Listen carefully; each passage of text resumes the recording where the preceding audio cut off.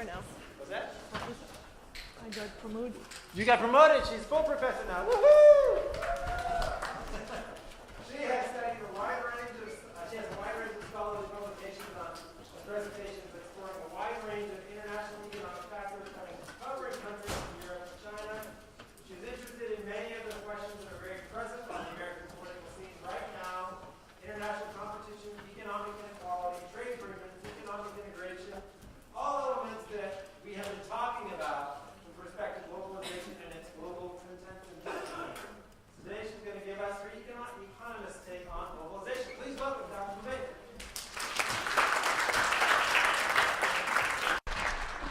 Hi everyone. So today, as Dr. Miller said, I'll give you my take on maybe one specific aspect of globalization, which, as you might know by now, covers the growth in international economic relationship between countries in terms of trade in goods and services, but also in terms of movement across borders of capital, stock, and labor, like me.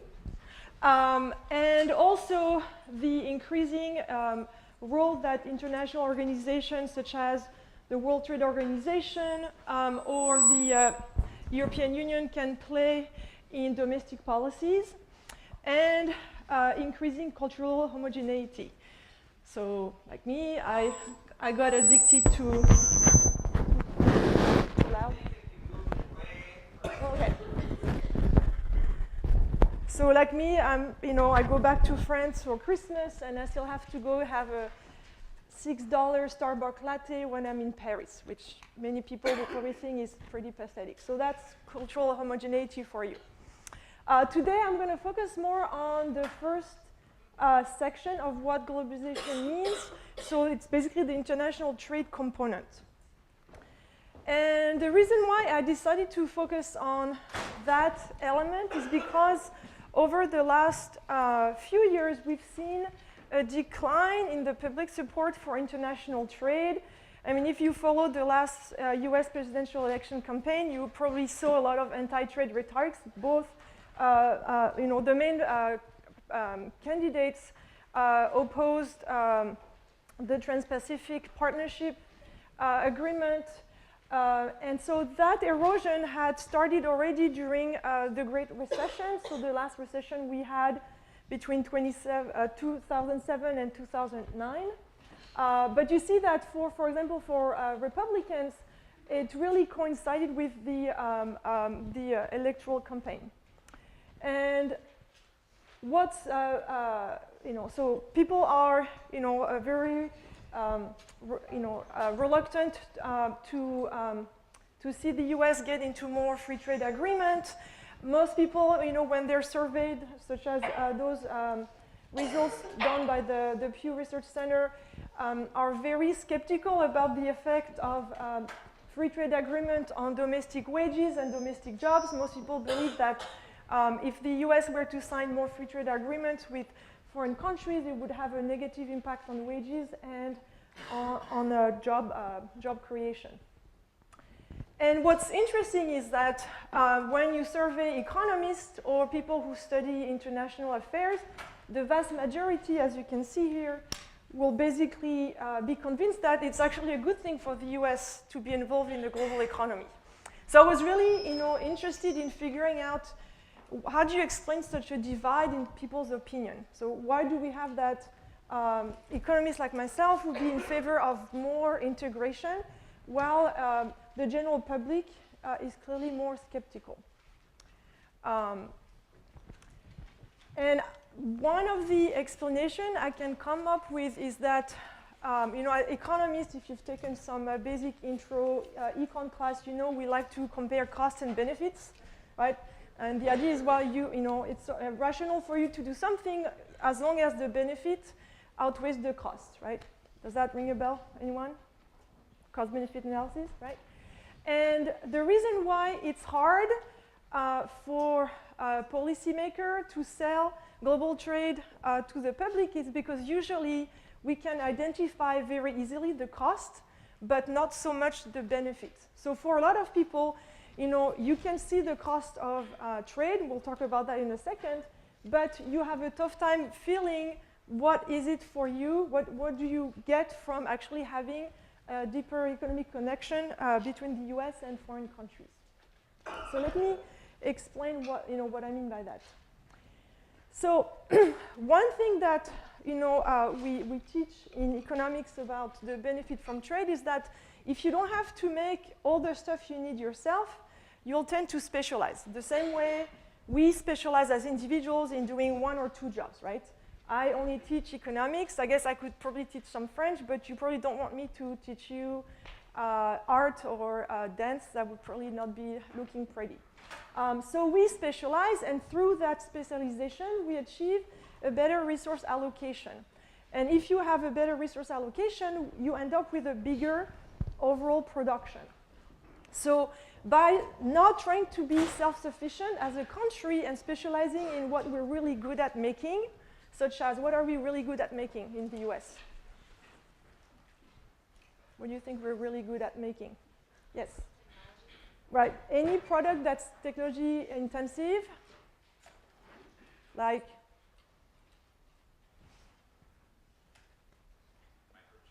right? Some computer products, aircraft, right? That's like one of our leading exports. We're really good at producing services that are intensive in highly educated labor.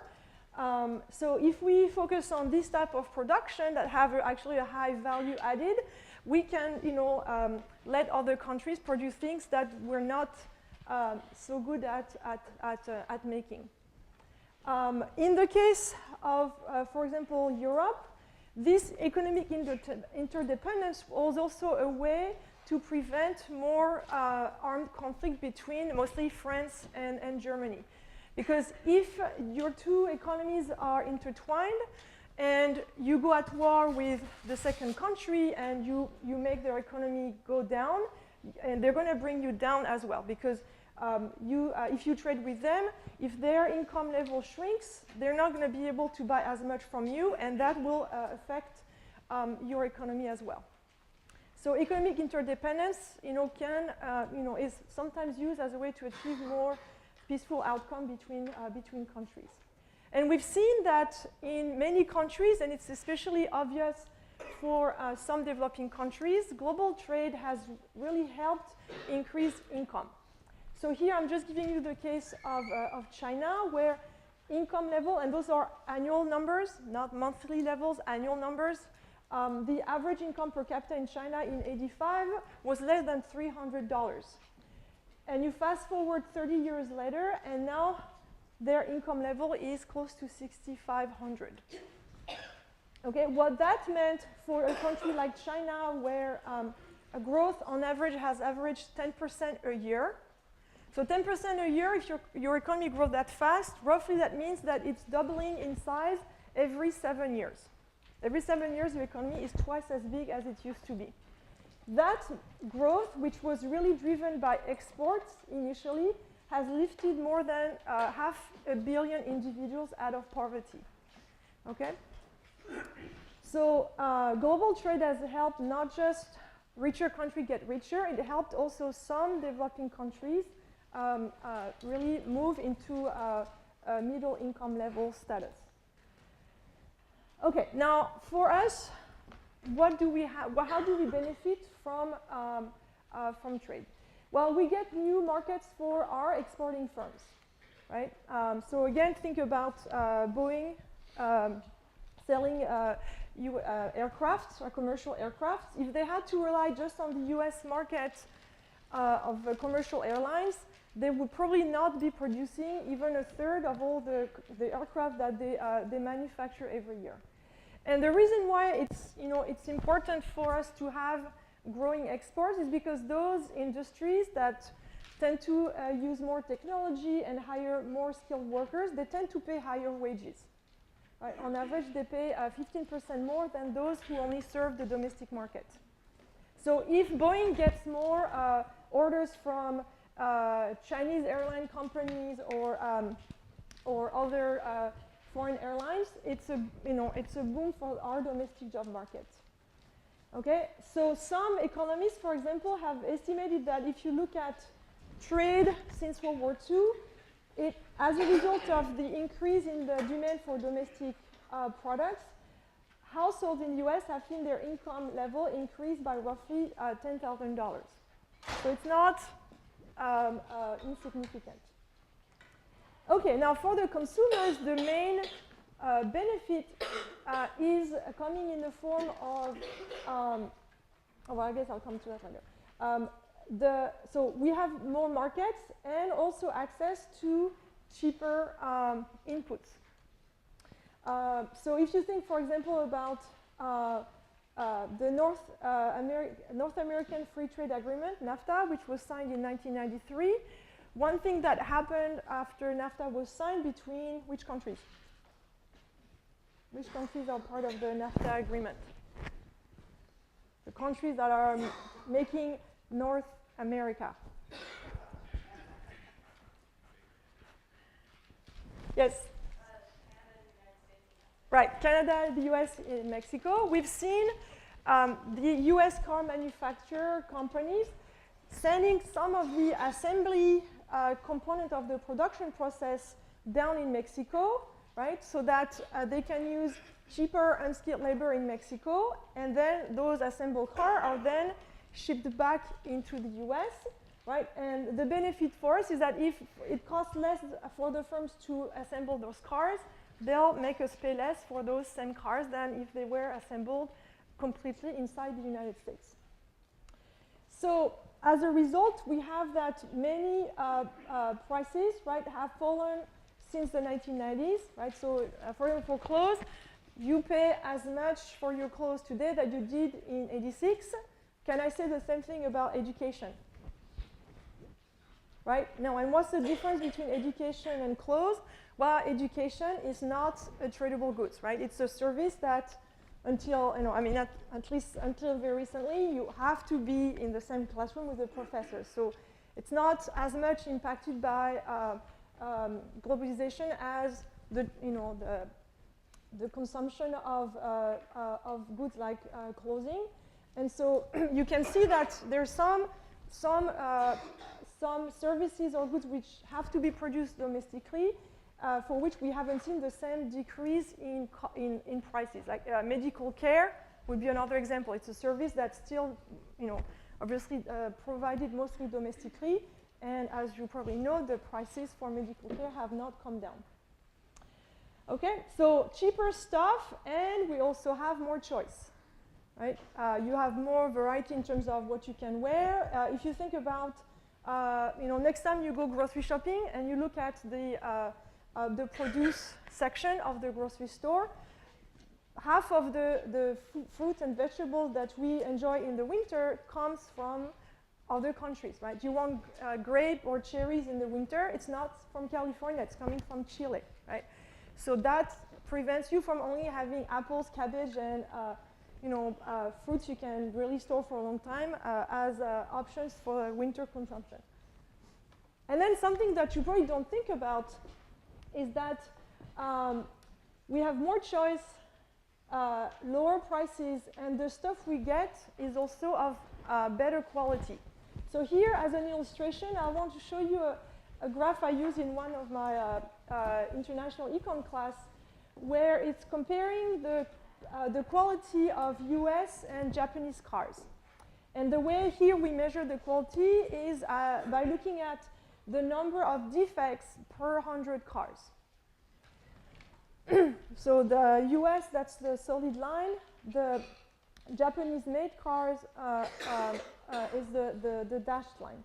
So the Japanese car became popular in the US following the oil crisis of the 1970s because they were at the time a lot more fuel efficient than US-made car, right? So if you had to pay, $10 a gallon to fill up your gas tank, you would really try to find a fuel-efficient car. And at the time, the Japanese were making more fuel-efficient cars than the Americans. So that's when we saw a big entry of Japanese car into the US market. Now, besides being more fuel efficient, what's the other appeal that Japanese car had based on that graph?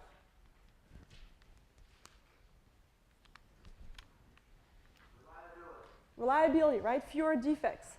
And guess what happened, right? As soon as the Japanese cars were introduced in the US market, right, the US car maker had to do something, because otherwise, right, if the Japanese cars were seen as a lot more reliable than the US-made automobiles, it would have been a guaranteed loss in market share for the US car makers. So the fact that consumers had new outside options, right, forced the US car maker to produce for us better cars, because otherwise they would have been, done. And so you see that eventually, right, we all benefited with cars with fewer problems. Okay. The other thing that you don't necessarily think about is the fact that thanks to trade, some people get fatter paycheck. So again, if I work for Boeing, right, I get a paycheck. It doesn't say on the paycheck, hey, congratulations, half of your check this year is basically financed by the orders we got from the Emirates airline company, right? You don't necessarily see from your paycheck how much of the income you get paid was actually coming from revenue that was generated from sales made to foreign buyers, right? So you don't really have that type of information. So you don't know, right, how much of a decrease in the price for the shoes you wear is actually due to the fact that you are wearing, many of you'll check tonight, shoes that are made in China or some other Asian countries. Because again, that's not, advertised on the label. So that's the problem. Like, we have benefit from trade, but you don't necessarily think about it every time you pick up a pound of grape at the store, or every time you buy a new piece of clothing at the store either. But we are pretty good at identifying the cost. And the reason why it's easier for us to identify the cost is because they tend to be more concentrated, right? In terms of specific group of the population that seems to be hurt by our growing connection to the world economy. So you very often will hear statistics about the number of jobs, especially in manufacturing, that disappear from the US economy, right? But what maybe you don't necessarily hear is that most people actually in the US, because we have a pretty flexible labor market, unlike European countries, for example, tend to find a job relatively quickly. But so, for example, last year there was an article in the Wall Street Journal that was focusing on one specific county in North Carolina. I think it was called Hickory County in North Carolina, that used to specialize in the production of wood furniture. Right, and so depending on where you grew up, that some counties or some areas of different states will tend to specialize in different production, right? So when we started to trade more with China, after China joined the World Trade Organization in 2001, many of the furniture that we are now buying started to come from overseas. So a county like Hickory lost most of its wood furniture industry. And it's easy for a journalist to go and interview people who have been working at that factory for 25 years and say, well, now I'm 55, I can't find a job, and I can't pay my mortgage, and now we're going to lose our home. It's easy to make a story about that because I can easily identify where the cost is, right? Well, the benefit is harder to measure. And also, we know that in many countries, the growth in global trade has coincided with also growth in income inequality. And you might have heard that mentioned already in other classes. It's clearly a correlation. Yes, those two things have happened at the same time. But that doesn't necessarily mean that global trade is the only cause of that growth in inequalities. Remember, correlation doesn't necessarily mean causation. Now, one thing I really want to emphasize, because I think that was so misleadingly presented in the campaign trail a year and a half ago, trade is not the main reason why we're shedding manufacturing jobs in the US. So if you look at this graph that I got from the Financial Times, relative to 1980, we have more than doubled our production of manufacturing goods. But we're now doing it with 3/4 of the people we used to hire. So it's not that we're not producing manufacturing stuff, we're just producing it differently. So how do we make it now? We can make more stuff, but with fewer people. So what are we substituting them with? Machines, right? So technological progress has basically induced a change in our production process. So nowadays, right, it's true that we are using fewer workers to produce those stuff, but we're still producing more, right? So the point here is to say that when you look at actual data on the manufacturing industry, there was a study that was done a few years ago. Trade can only account for 10%, 12% of those job losses. More than 80% of the job loss we observe in manufacturing in the US is the result of automation, right? Because now, think about artificial intelligence and all the progress we've done with computers and programming. Routine tasks that do not require a lot of initiative from the workers can just be done by machines. And one benefit of using machines is that they're easy to retrain.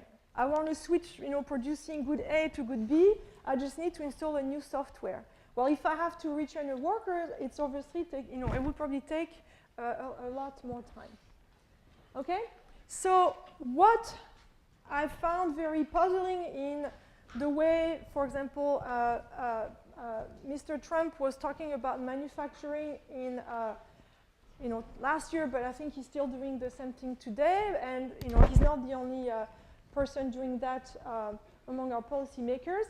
They're still thinking about globalization the way globalization was 20 years ago, or even now almost 30 years ago, where global trade meant you have something that's completely produced in China, and it's basically put in a container on a big container ship, and then it's eventually sold in the US. So that's what I call the old globalization, where goods are crossing borders. And here, you could think of, yes, if it's produced in overseas, it's production that's gone from your domestic economy. Right? And here you can understand a bit better that notion that foreign competition could be a threat to the domestic industry. But it's no longer the case today. So today, with the ICT revolution, we have a new type of globalization where production is a lot more fragmented. And I'll just give you an example of the way one Boeing aircraft is actually produced today. So it's one of their newest model. And obviously, you can't really look at, I don't know if you can see it from the back, but you have many pieces of the structure of the plane that come from Italy, France, Japan, the UK, Australia, Sweden, Canada. So today, if you look at the way Boeing makes its aircraft, it's not everything is made in Seattle, right? They're going to get parts from different suppliers, and they get it from the supplier that provides the cheapest or the better product. Think about your smartphones. Where is the initial technology coming from?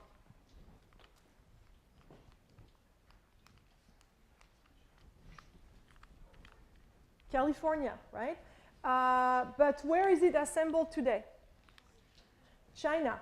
And some of the components of your phones are going to come from Taiwan, from South Korea, right? So that's what we call a fragmented production. The same thing would be true for the cars we drive. Remember a few years ago the recall that happened on some cars because of some default with the airbags? You guys remember that? Well, the airbags were coming from a Japanese company, right? The cars were assembled in the US, but some components, such as the airbags, would be coming from another country.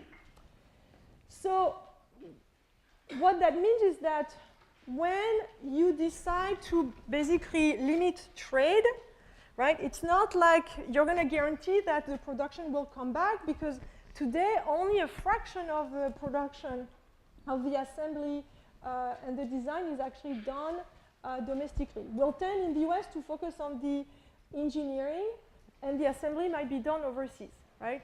Again, think about your smartphones if you have a US brand smartphone. So as a result, if you decide to put more roadblocks for trade, it's not guaranteed that you're going to really help the US workers. So I thought that cartoon was pretty funny. So this idea that if we basically impose again trade barriers, the manufacturing job is going to come back is a complete lie. It's not going to work. Like, you're not going to be able to recover all the jobs, right? The millions of jobs that we've lost, because it's not the right way of dealing with the new type of globalization.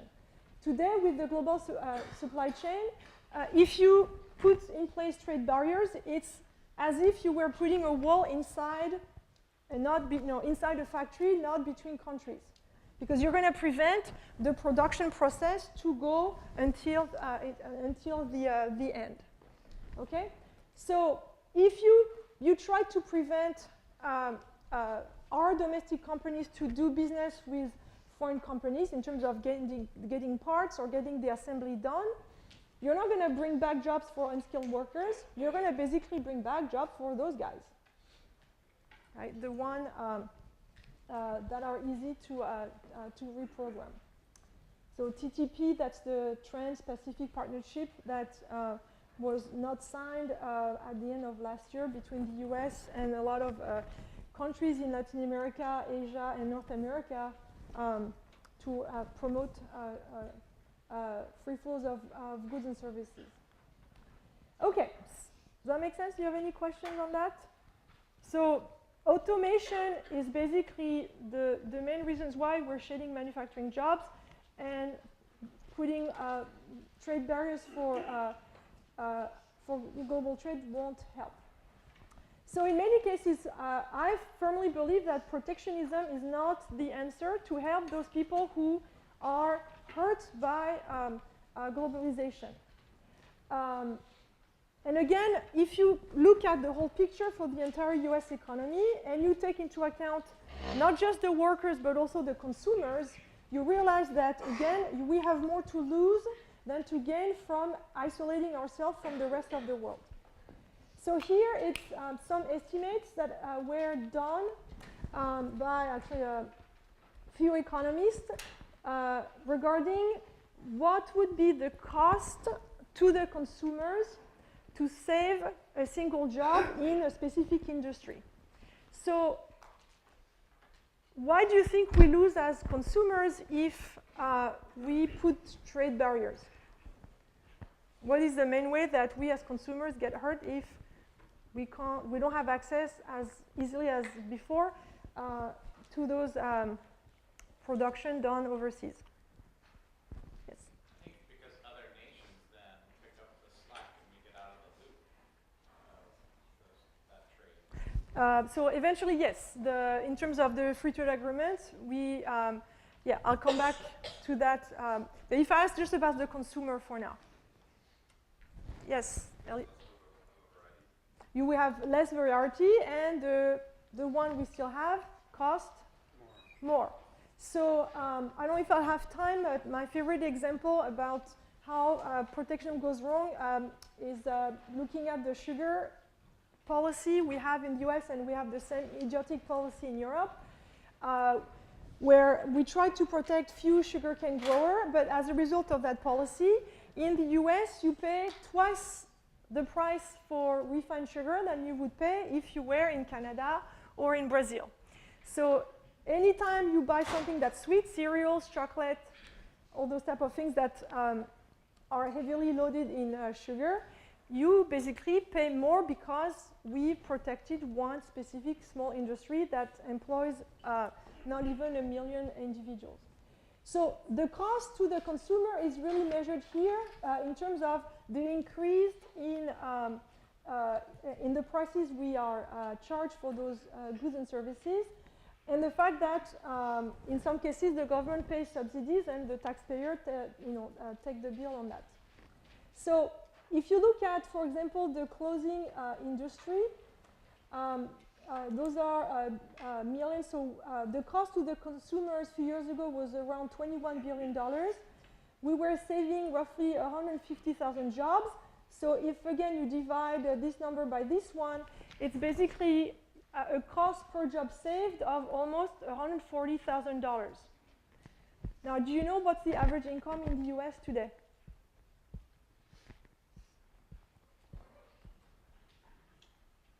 Anyone knows? Roughly? You don't have to know the precise number.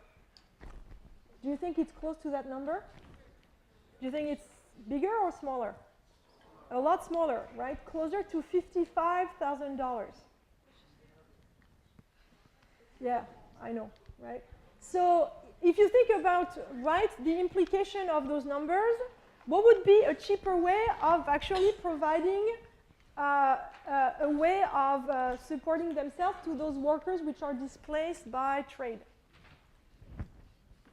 So right now, this is basically, if you use trade barriers, this is how much it costs to save their job. What would be cheaper for the government to do? And for the consumers, because we pay we pay taxes, and that's the revenue the government is using to implement those policies. Well, it would be almost cheaper for the government to just write those people a check and say, well, I'm sorry you lost your job, because now the t-shirts we wear are made in China, but here, I'm going to give you a check that will compensate you for the loss of your job, and you can still make, support yourself. It would be cheaper for us to do it this way than to use trade protection as a way to artificially keep those industries alive in the US.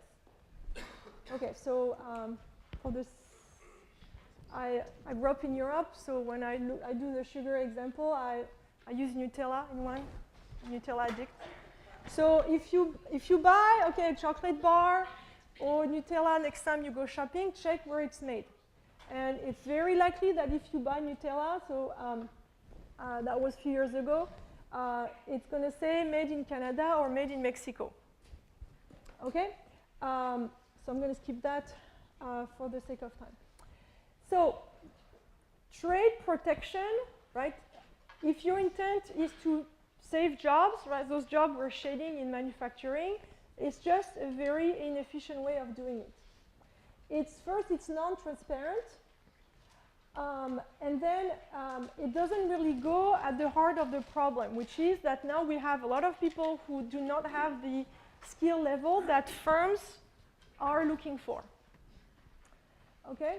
And as I showed you in the previous slide, it's a very expensive way of creating or protecting those jobs. So, the economic evidence usually shows that if you're trying to do job creation, macroeconomic policies, such as monetary policy, lowering interest rates, change in the fiscal policies with change in the tax code or change in the government spending, or more flexible labor markets are usually the best way to get to that job creation goal. So flexible labor market would be basically designing institutions so that if you become unemployed because you've lost your job as a result of offshoring, it's easy for you to get retrained and find a job somewhere else in a different industry. Okay, so here I want to give you an idea that was promoted by another economist at Harvard University, Danny Roderick, where again, as economists, you might think, as I said, we tend to view global trade as beneficial, but that doesn't mean we're completely blind to the issues that come along, right? We just say that, again, comparing the cost and benefit, the benefit for us outweigh the cost, and that's why we should be trying to integrate further with the world economy instead of trying to isolate ourselves. But we do, acknowledge that there's a disruption for those people who lose their jobs, like the county in North Carolina. So here is the reason why it's a hard problem to solve. Is because societies usually are going to face what we call a trilemma. We want three things, but usually you can only have two at the same time. So we want to be globally integrated. So we want to be able to buy cheaper stuff from overseas, right? You don't want your iPhone to cost even more than it's already costing you when you get a new one, right? You want to be able to have access to a lot of variety in terms of the goods and services you buy. But at the same time, we want our government to design the policy that affect us, because we elect only our state or federal representative. We do not elect people at the World Trade Organization, right? So a lot of people feel that it's not right if our policymakers that we chose in our democratic system have their hands bound by some unelected people, right? So that's the problem between having those two. But at the same time, if you want everybody playing by the same rule, right? If you want everybody to play a fair game when it comes to trade, we need to have rule for that international game, right? That's what the World Trade Organization is supposed to do, right? So we need to have those games. The problem is right now in most international institutions, that global government is not elected. It's a technocratic government, right? So when the US gets upset about something that a country has done in terms of trade policies, they can't just say, well, I'm going to impose sanction on you because I don't like what you do. The best way of proceeding would be to file a complaint to the World Trade Organization and say, hey, China is not playing by the book. You need to investigate that situation. And then if the World Trade Organization dispute settlement system determines that, yeah, China did not follow the WTO rules, then they can allow the US to impose a penalty on China, right? So that to make sure that there's a punishment for the rule breaker. But if everybody is doing its own little cooking on, separately, then obviously we don't have an international order and it's a mess. So that's what's tricky, right? Is that if you want everybody to play by the same set of rules, we're going to need to give up some of that national sovereignty. And clearly we know, based on the last election result in Europe or in the US, that that's something that many people are not ready for. Okay, so that's the problem we're facing now, and why we don't have yet a solution to that trilemma. Europe is trying to really work on this by trying to make the supranational European institutions a bit more democratic, but we've seen a rise in populism and nationalism in Europe too. So it's clear that Europeans are not all buying that strategy. Okay, so what needs to happen if you want to make sure that everybody gets on board is we need to make sure that those benefits I told you about are more broadly shared. So that, yes, Boeing is going to get a lot of profit from selling aircraft overseas. Walmart benefits from opening stores in China where there's a rising middle class. But we need to make sure that those benefits then help the people who are left out from that globalization train recover from the economic pain. Another example would be, because I haven't really mentioned that, you might ask me, well, what about those developing countries that, are left producing primary goods, like, the many sub-Saharan African countries in that global economy are, through their specialization, end up producing agricultural products.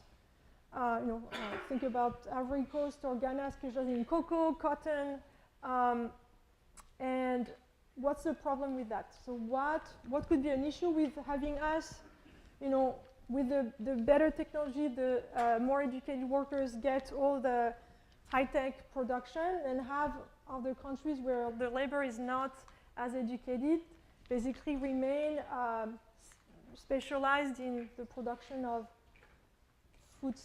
food and unskilled products. Yes?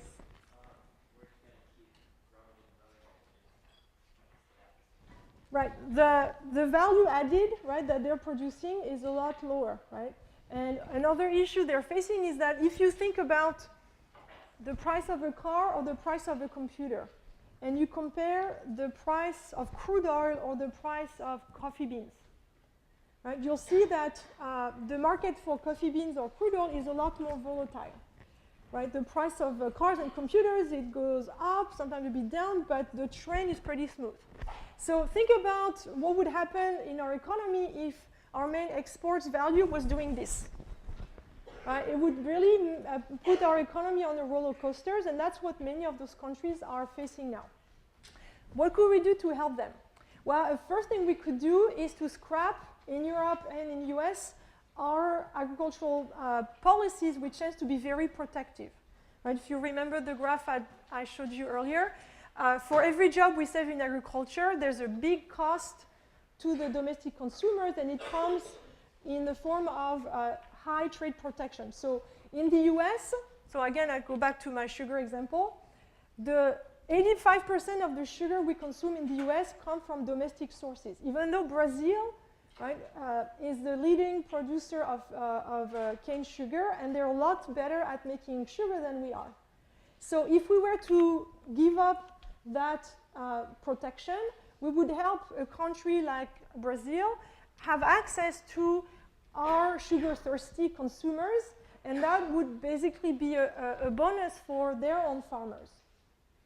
Okay, so that's one thing that we could do in Europe and in the US, for example, if we were to help those countries. Because then with that access to additional revenue, they could eventually invest in their own education, in their own industries, and eventually move out of that specialization in primary goods.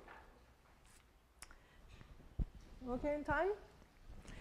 All right, so what I want you to take out of my presentation is that overall, as an economy, right, as a society, the benefits from global trade outweigh the cost.